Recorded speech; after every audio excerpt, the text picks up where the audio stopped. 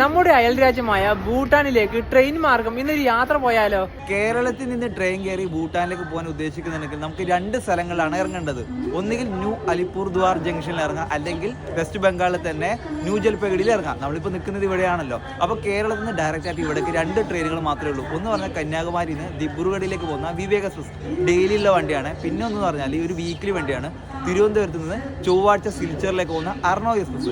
ഇപ്പോൾ ഈ 2 ട്രെയിനുകൾ മാത്രമേ ഉള്ളൂ. അപ്പോൾ അതിൽ വരുന്നുണ്ടെങ്കിലുണ്ടല്ലോ സ്ലീപ്പർ ക്ലാസ്സിൽ എടുക്കാതെ AC പ്രിഫർ ചെയ്യുക. നല്ല തിരക്കുള്ള വണ്ടിയാണ്. അപ്പോൾ ഇവിടുന്ന് ഭൂട്ടാൻ ബോർഡറിലേക്ക് ഏകദേശം ഒരു 152 കിലോമീറ്റർ ആണ് ഉള്ളത്. ന്യൂ ജൽപൈഗുരി റെയിൽവേ സ്റ്റേഷനിൽ രാവിലെ 7:20 അലിപ്പൂർദ്വാർ റെയിൽവേ സ്റ്റേഷനിലേക്ക് പോകുന്ന ഈ ട്രെയിനിൽ കയറിയിട്ട് നമ്മൾ നേരെ ഹസിമാറ റെയിൽവേ സ്റ്റേഷനിലേക്ക് പോകും. ഇവിടുന്ന് 133 കിലോമീറ്റർ ആണ് ദൂരമുള്ളത്. ഹസിമാറ റെയിൽവേ സ്റ്റേഷനിലേക്ക് എത്തിയേ. ഇനി ഇവിടുന്ന് ഇന്ത്യ ഭൂട്ടാൻ ബോർഡറായ ജയ്ഗാവിലേക്ക് 18 കിലോമീറ്റർ ആണ് ദൂരം വരുന്നത്. സ്റ്റേഷൻ്റെ ഈ ഭാഗത്ത് തന്നെ ഇനിയിപ്പോൾ ബസ്സോ ഷെയർ വണ്ടിയോ എന്താണ് കിട്ടുന്നതെന്ന് നമുക്ക് നോക്കാം. ഈ വണ്ടിയിലാണേ നമ്മൾ ജയ്ഗാവിലേക്ക് പോകുന്നത്. റോഡിന്റെ ഇരുഭാഗത്തായിട്ടും തേയിലയാണ്. നല്ല കിടിലൻ കാഴ്ചയാണ്. ഇവിടുന്ന് നോക്കിയാൽ തന്നെ നല്ല രീതിയിൽ തന്നെ ഇതൊക്കെ നല്ല റോഡാണ്. അങ്ങനെ നമ്മൾ ആ ഒരു ബോർഡറിലേക്ക് ഇതാ എത്തുകയാണ്. റെയിൽവേ സ്റ്റേഷൻ അവിടെ നിന്ന് ഷെയർ വണ്ടിക്ക് യാത്ര ചെയ്ത് ഞങ്ങളിതാ ഇന്ത്യ ഭൂട്ടാൻ ബോർഡറായ ജയ്ഗാവിലെ ഈ ഭാഗത്തേക്ക് എത്തിയിരിക്കുകയാണ്. ഇവിടെയാണ് ഭൂട്ടാൻ്റെ ആ ഒരു കവാടം വരുന്നത്. എമിഗ്രേഷൻ്റെ ഭാഗത്ത് ടൂറിസ്റ്റുകൾക്ക് വേറെ തന്നെ എൻട്രി ഉണ്ട്. നമ്മൾ ഒരുപാട് ദിവസം ഇവിടെ നിൽക്കുവാണെങ്കിൽ ഇങ്ങോട്ടാണ് പോകേണ്ടത്. ഞങ്ങളിപ്പോൾ കുറച്ച് മണിക്കൂറല്ലേ ഉള്ളൂ. അപ്പോൾ ഈ ഭാഗത്തേക്കാണ് പോകേണ്ടത്. എമിഗ്രേഷനിലെ പരിപാടികളൊക്കെ കഴിഞ്ഞ് ഞങ്ങളിത് ഔദ്യോഗികമായി ഞങ്ങളുടെ 3ാമത്തെ രാജ്യമായ ഭൂട്ടാനിലേക്ക് പ്രവേശിച്ചിരിക്കുകയാണ്.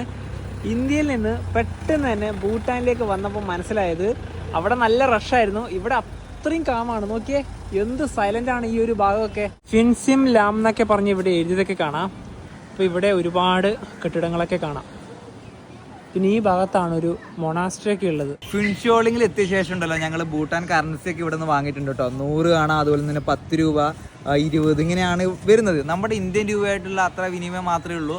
അധിക ചാർജോ മറ്റു കാര്യങ്ങളോ ഒന്നും തന്നെ ഇല്ല. അതുപോലെ തന്നെ നമുക്ക് ഇന്ത്യക്കാർക്ക് ഭൂട്ടാനിലേക്ക് വരണമെങ്കിൽ പാസ്പോർട്ടോ വിസയോ ഒന്നും തന്നെ ഇല്ല. നമ്മുടെ ഇലക്ഷൻ ID കാർഡില്ലേ, അത് മാത്രം മതി. അത് മാത്രം കാണിച്ചാൽ നമുക്ക് സുഖകരമായിട്ട് ഇവിടേക്ക് എൻ്റർ ചെയ്യുക. കൂടാതെ തന്നെ നമുക്ക് കൂടുതൽ ദിവസങ്ങളൊക്കെ വേണമെങ്കിൽ എക്സ്ട്രാ ചാർജൊക്കെ കൊടുക്കേണ്ടതായിട്ട്. കാരണം നല്ല എക്സ്പെൻസീവ് ആയിട്ടുള്ള ഒരു രാജ്യമാണ് ഭൂട്ടാൻ.